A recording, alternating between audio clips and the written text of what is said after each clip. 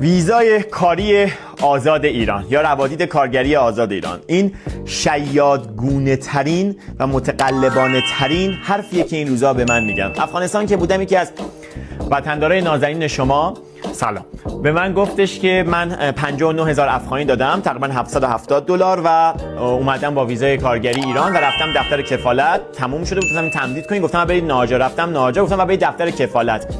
گفتم خب شما کارفرماتون برین دفتر کفالت. گفت من کارفرما ندارم. گفتم پس چطوری ویزا گرفتین؟ گفتن این ویزای کاری آزاده.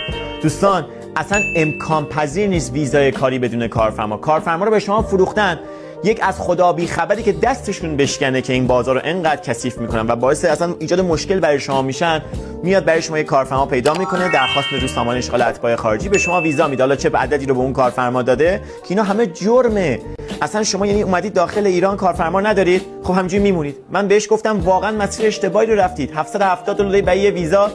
یه زمانی با ویزای ورود بود این داستان، حالا شده این. هر دفعه من نمیدونم چرا از یک شیوه و روند قانونی که حاکمیت جمهوری اسلامی ایران ایجاد میکنه، یه عده شیاد هستن که میخوان سوء استفاده کنن و این به ضرر کشور ما و کشور خودتون تموم بشه.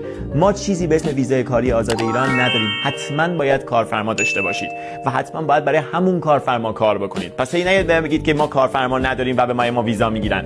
حالا ما داریم یه سامانه‌ای رو ایجاد میکنیم توی شرکتمون، منتظر هستیم سیستمش هم ارائه بشه، بریم مجوزشو بگیریم که کارفرماهای ایرانی که نیاز به نیروی خارجی دارن، حالا الان شاید افغانستانی ها نیازن، شاید پس یه سری ملیت‌های دیگه هم ایجاد شد، کارفرما رو به ایرانی، به افغانستانی و خارجی وصل بکنیم، این دو تا همدیگه رو پیدا بکنن و ما این وسط یه حق العمل کاری ارزش کامیژنی دریافت بکنیم.